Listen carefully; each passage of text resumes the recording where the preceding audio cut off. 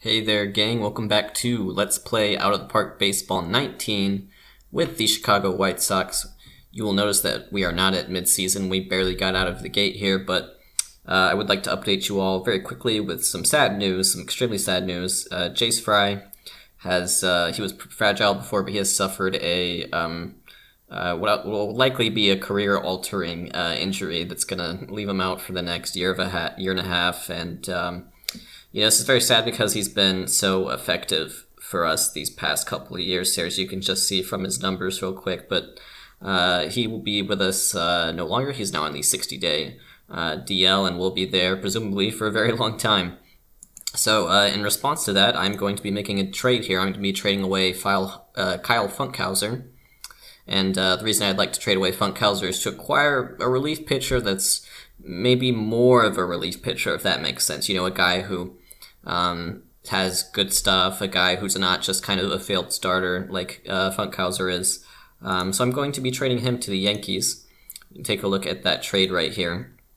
And I am going to be trading for Chance Adams, who is just kind of languishing in AAA right now, but he looks to be very solid.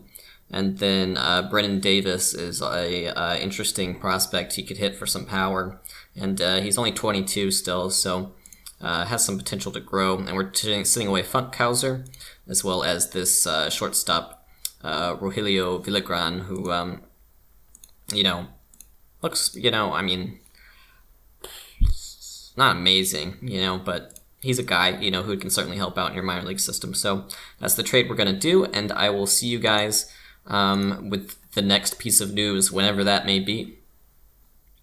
Alright everyone, we are here with the next little bit of news. It is April 20th, and to celebrate 420th on the roster, we are going to blaze it and promote Blaze Alexander to the big leagues. So congratulations to him. He is just the second drafted player we've seen make the bigs behind Shea Langeliers, and I'm going to go ahead and set him up as the leadoff hitter in the lineup, and we'll just see sort of how he does. So just move him up here. Everyone will sort of move down a peg. Boop, boop, boop. Okay, and then against lefties, same thing.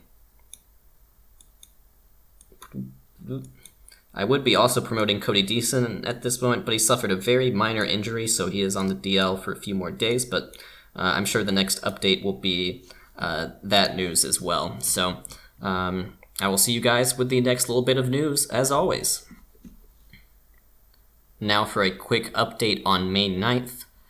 Gavin Sheets has gone out with a strained MCL, so he will miss the next 2 months or so.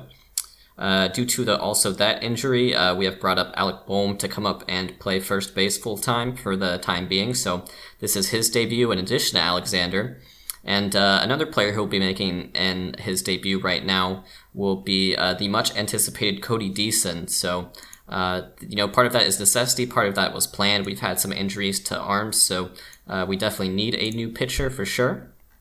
So it's time for us to clear out the roster spot for him first. I have to figure out who that is going to be. Well, nobody in the bullpen is doing very well. That's a big area of concern for us, and it's one we're probably going to have to address, around the All-Star break or the trade deadline, trying to get a new relief pitcher in. But we're going to send down Chance Adams for now. We do have to wait for him to clear waivers, so we're going to waive in DFA, unfortunately. So, but I don't think anyone will pick him up, and that now gives us the opportunity to bring in Deason. So what I'm going to do is I'm going to remove Dylan Tate from the starting rotation and allow Deason to come fill in here. I'm going to move up Nick Wells because he has pitched very well so far. James Paxton has struggled, so here's what I'm going to do. I'm going to swap them, and I'm going to have Deason pitch fifth, set him at like a 95 pitch count. Dylan Tate we will put in middle relief. Hopefully, he finds it better or easier in middle relief. He probably will.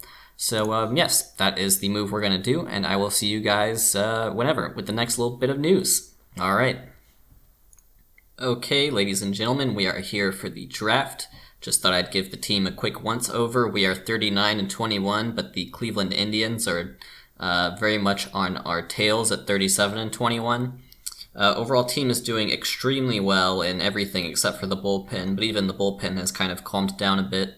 Deason has come up and he has pitched very well in his first few starts, as you can see from his game log. He's got a 3 ERA and is pitching with a lot of confidence right now.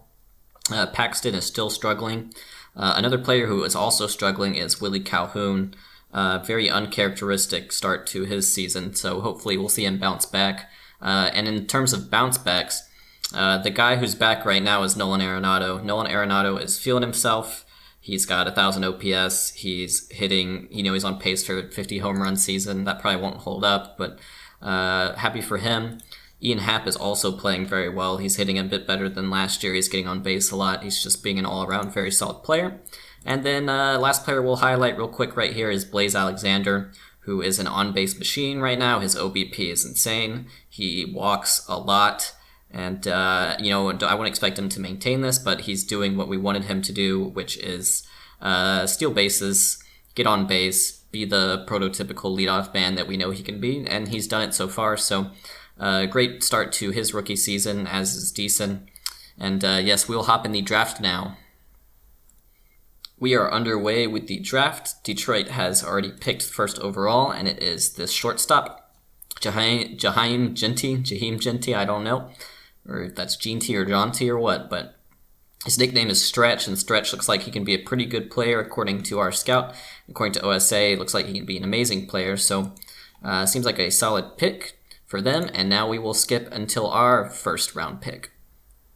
Here in the first round, 22nd pick, we are going to go with Doug Evans, the first baseman out of Rice.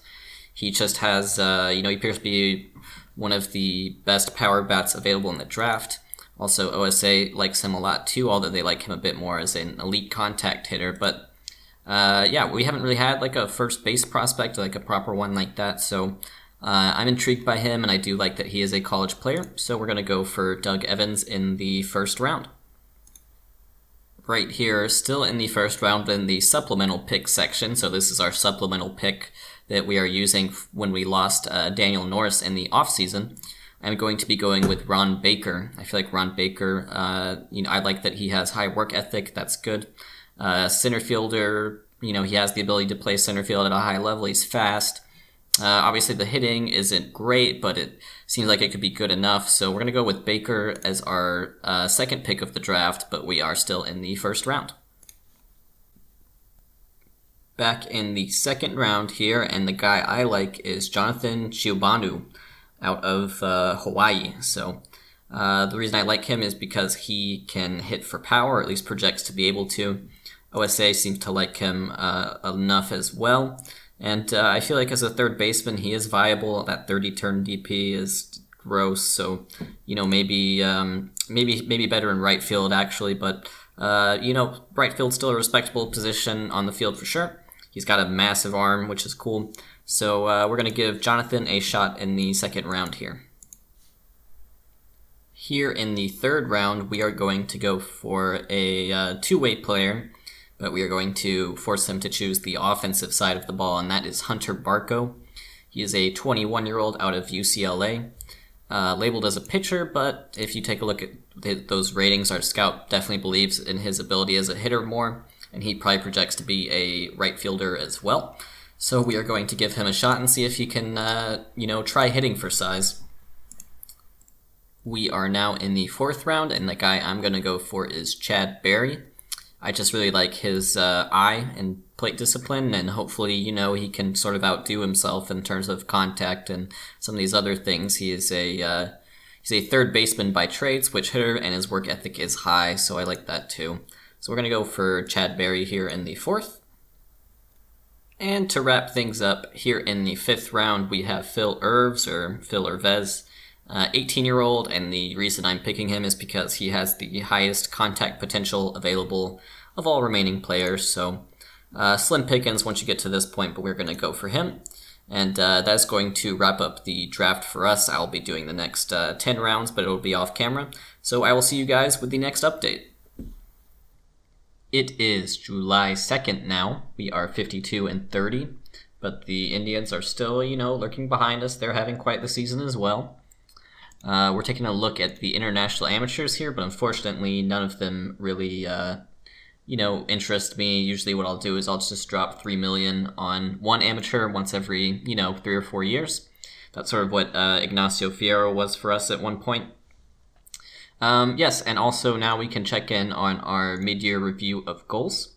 So we are going to look at that email real quick. Reinsdorf is happy with our team record. He wanted us to extend Arenado, and we haven't done that yet, so he's not happy with that. 2 problems with that. One is that Arenado is playing very well, so if we were to extend him, that would cost a fortune. And also, he won't even talk to us yet, because he will not listen to extension offers until his last contract year, and we are in the year before his last contract year. So that's your little quick update there, and yes, I think next time I'll see you guys, it'll be the All-Star break. All right, see you then. Okay, everyone, we have made it to the All-Star break, but there is unfortunately some sad news.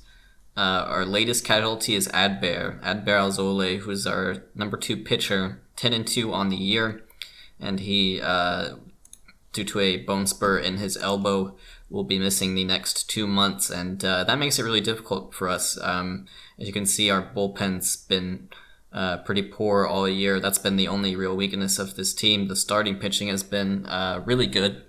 So, once you start pulling away from the starting pitching, it's kind of like, well, what do we do, So we're going to send him and place him on the 60-day disabled list.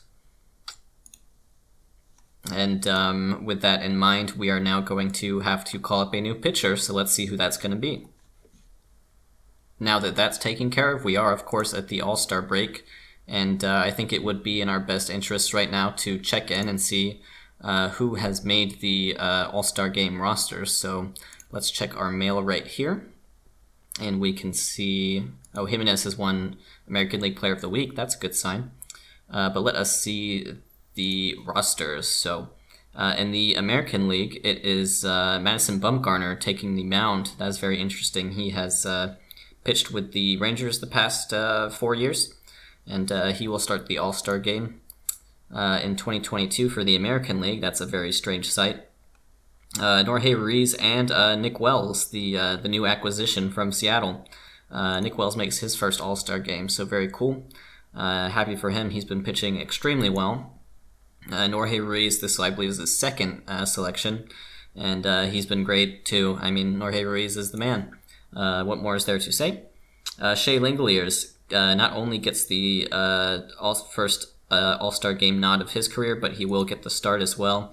Absolutely deserves it. He's he's probably the best catcher in the American League at the moment. No offense to Posey. Posey's pretty great too. Let's see. Obviously, we don't have any any relievers in the All-Star game. Nolan Arenado has made the All-Star game for us, and as has Blake Rutherford, and as has Ian Happ. So a lot of All-Stars for us this year. That's always a good sign that you're doing well. Some guys, like Willy Calhoun, who have been All-Star mainstays, have been struggling, though. Let's see.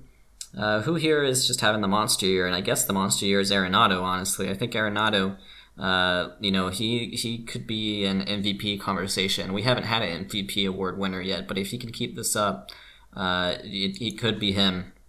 So I'd be excited to see that. Here in the National League, it's Luis Castillo who will start the All-Star game. Okay, that's good. Syndergaard has still managed to make it, so don't worry. He's still having a good year. He's still in the Cy Young hunt, I'm sure. Alex Reyes, too, of the Cardinals, he makes it as well. He's having a fantastic year. He was really pivotal for them in their World Series run last year. Nick Birdie, not to be confused with Zach Birdie, but Nick Birdie makes the All-Star game as a relief pitcher once again. I believe he's already won a Relief Pitcher of the Year award in this save. And all right, who's having the monster year here? I would guess be Bellinger once again. Bellinger, very scary numbers, on pace for 68 home runs, which would top his total of 64 last year. So he's just a power hitting monster. Who else is very impressive right now? I guess David Bednar as well of the San Diego Padres. He's definitely one of the best pitchers out there. So that is our quick glimpse at the All-Star rosters. Let's go do a once-over of the team, and then we'll do prospects as well. The team is 65-32, which is great, and we've managed to pull away from Cleveland. We're number 1 in runs scored and runs against, but it's just like this bullpen is still definitely a thorn in our sides right now, and it's something that we're going to have to address, I think, or else it could come back to bite us in the playoffs. Taking a look at the lineups right here. Blaze Alexander has been leading off for us. He has been a monster, doing exactly what we want. He's, OBP near 400. I mean, you can't say anything bad about him. He has suffered a day-to-day 3-week injury, so that's a shame. We're probably going to have to play him through that, so I hope he doesn't get hurt. Blake Rutherford is doing Blake Rutherford things, pretty much the exact same year as last year, so hard to complain about him. He's the man. Ian Happ, he makes the All-Star game, his first All-Star game. He's been great for us this year. This year it reminds me a bit of that Aaron Hicks year we had a couple years ago, where Aaron Hicks was just a monster for us. Just a very solid player all around. Moncada right now. Moncada's having a very good year, having one of his better years, I would say. He's got some of his power back. He's on pace to hit 32 home runs, so excited about him. Of course, we have him under contract for quite some time now, so that's good to see him playing well. Arenado, we've already talked about, as a monster. Gavin Sheets, he's missed quite a bit of time. Right now, we actually have him sort of in platoon with Alec Boehm, so Sheets is going to face the righties, Boehm's going to face the lefties, depending on who is pitching. Sheets not hitting as well as last year, but it's a small sample size for him, and for me, it's just like, he needs more time. Jimenez right now, doing picking up about where he left last year. He's hitting a lot of home runs. He's not, the most perfect player. He's not amazing in the field, and he's not, an on-base machine, but he gets the job done, and we're happy to have him.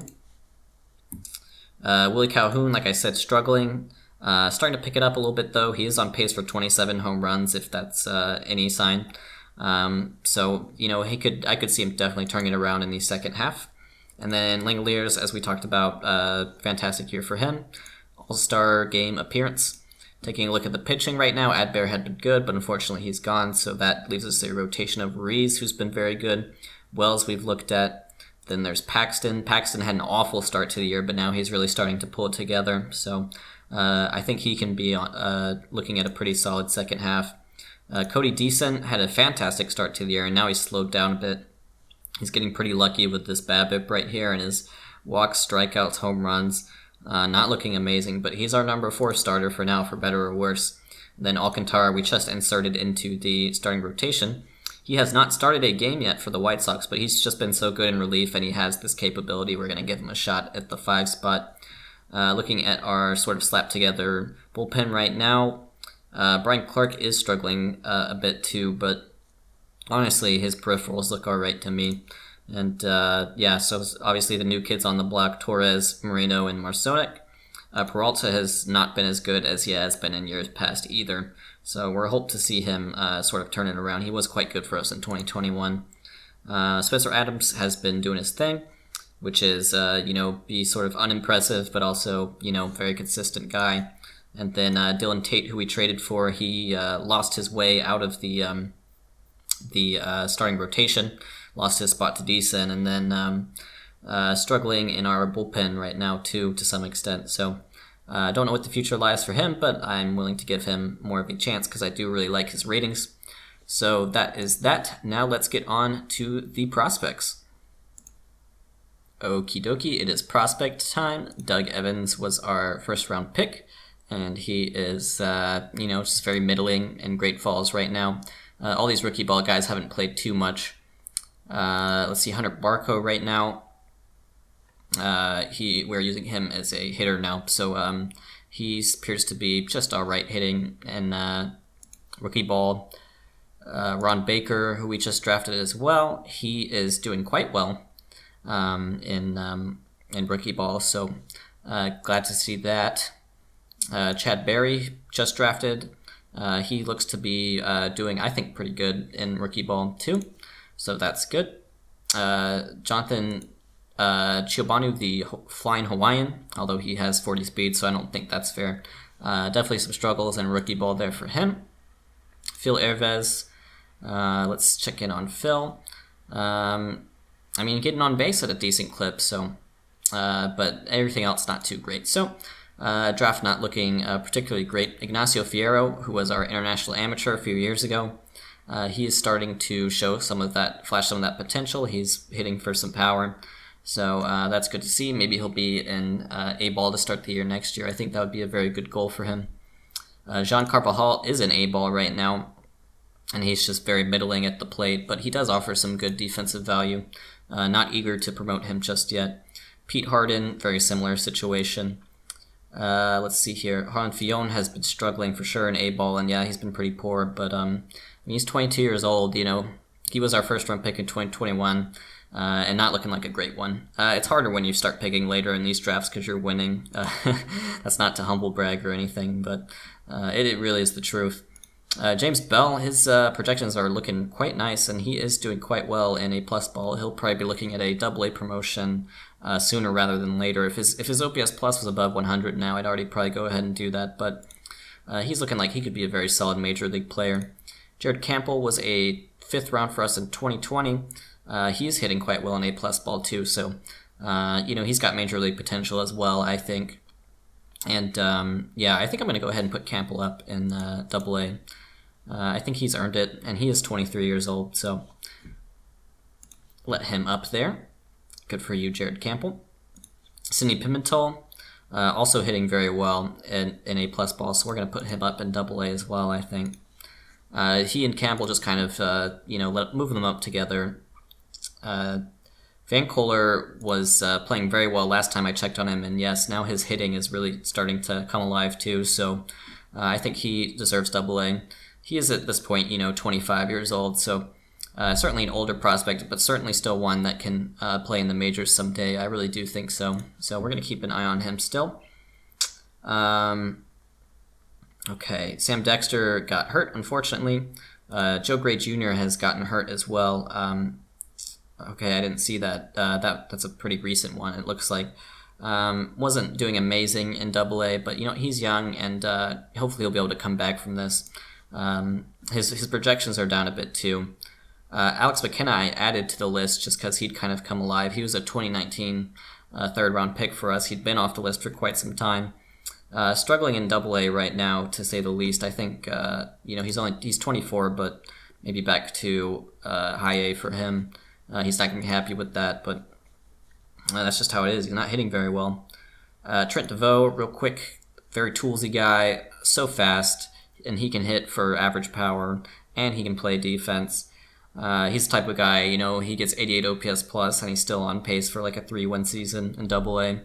I wouldn't eagerly move him up to AAA just yet, but just because of the hitting.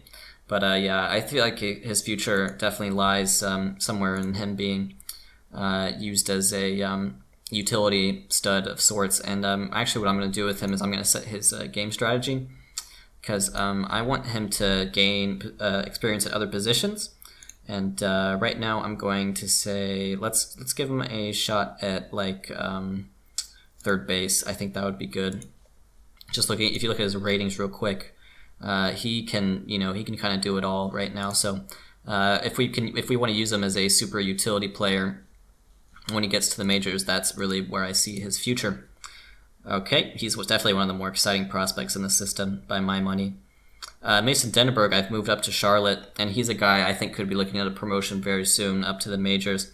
Like I said, we converted him into a reliever just because of this curveball's only a 50, and this changeup's never coming along. So he's wild, but he's got the crazy stuff. He just kind of fits the mold as a stud reliever better than a middling starter at best. So he was absolutely on fire in AA, AAA. Struggling more, but he had such a bad start to his AAA experience, and now you can see, he hasn't allowed an earned run in his past 5 appearances. He could definitely be in the majors soon, and he may very well be a savior for our bullpen when that time comes. So I'm going to go ahead and skip ahead to the trade deadline. I imagine I'll be making some sort of move, so I'll show you guys that move, and then that will be the end of the midseason episode. So yes, I will see you guys at the trade deadline. Okay, we are here at the trade deadline. Team was absolutely on a roll until today. They were on a huge roll coming into the All-Star break, and they started out hot afterwards too. So we actually managed to win 15 games in a row right there, which is absolutely insane, before our loss to Detroit in the doubleheader today. So I will now perform some sort of trade or transaction, I imagine. First guy I'm going after here is Anthony Swarzak. He has been struggling mightily for the Astros this year, but the strikeout numbers are still there, and his ratings are quite good as well, so I feel like he is worth the opportunity. They will cover 80% of the last few months of his salary, so that's good news. And all it's going to cost us is Austin Langworthy, who is I guess sort of a two-way player, minor league free agency signing for us last February, who is currently an A-ball at age 24. So Astros eager to get rid of Swarzak, and us looking for whatever help we can get. That is a trade we are going to make. Okay, and with our second trade at the deadline, we are going to be sending away the left fielder Julio Pablo Martinez. Very solid player to have in your system, a guy who can play that center field spot for real, and he's doing well in Double-A, but he's 26 years old. And Scott Alexander, who we will get in return, has been a very solid relief pitcher for the Dodgers the last couple of years. He's durable and very important. He's also a lefty, so hopefully he can be our Jace Fry replacement. And that is going to be my last move before the deadline. And, it didn't cost very much, but these guys, their contracts are about to expire anyways, both of them. So, yes, I will see you guys at the end of the season, and we will likely be in the playoffs, but hopefully we can actually win a playoff series this time. All right, peace.